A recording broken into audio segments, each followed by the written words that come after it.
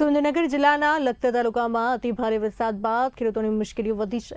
ભારે વરસાદને કારણે પાક, ખેતરો અને ઘર વખરીને થયેલા નુકસાન બાદ ખેડૂતો સરકાર પાસે તાત્કાલિક સહાયની માંગ સાથે આગળ આવ્યા છે। લખતર તાલુકાના ડેરવાડા, માલિકાવ, વિઠલાપરા, છારદ, ઓળખ, સદાત, તાવી, ભાસ્કરપુરા, જ્યોતિપરા, બાબજીપરા અને આંગણ સહિતના ગામોના ખેડૂતો મોટી સંખ્યામાં લખતર મામલતદાર કચેરી પહોંચ્યા। ખેડૂતો દ્વારા આવેદનપત્ર આપી વરસાદથી થયેલા નુકસાનનો તાત્કાલિક સર્વે કરીને સહાય ચૂકવવાની માંગ કરવામાં આવી હતી। ખેડૂતોના જણાવ્યા મુજબ ભારે વરસાદને કારણે અનેક ખેતરોમાં જમીનનું ધોવાણ થયું છે, જ્યારે ઊભા પાકને નુકસાન થયું છે।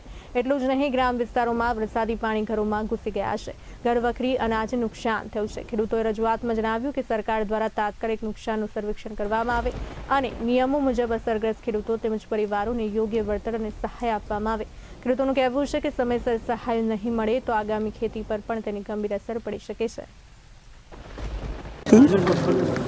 આજે અમે મામલતદારશ્રીને એક આવેદનપત્ર આપ્યું છે કે મારા લખતર તાલુકાની અંદર અતિ ચોમાસાની શરૂઆતની અંદર અતિ ભારે વરસાદના કારણે ખેડૂતોના ખેતરોમાં નુકસાન થયું છે, પાક ધોવાણ થયેલું છે અને તમામનું વળતર કરવા માંગને સરકારશ્રી એની ચૂકવણી કરે એવી અમે માંગણી કરી રહ્યા છીએ। તે ઉપરાંત જ્યારે 2024ની ઓગસ્ટ અને સપ્ટેમ્બરના એરંડના પાકના નુકસાનની અંદર અમારા વિસ્તારના ચાલુ બીજેપીના ધારાસભ્ય લખતર અતિવૃષ્ટિમાં સતત વરસાદ હોય, પાક ધોવાણ થઈ ગયેલ છે, પાક ડૂબી ગયો પાણીમાં, તો હવે પાક નિષ્ફળ ગયો છે, તો દરેકને સહાય ચૂકવાય એવી સરકાર પાસે રજૂઆત કરવી છે।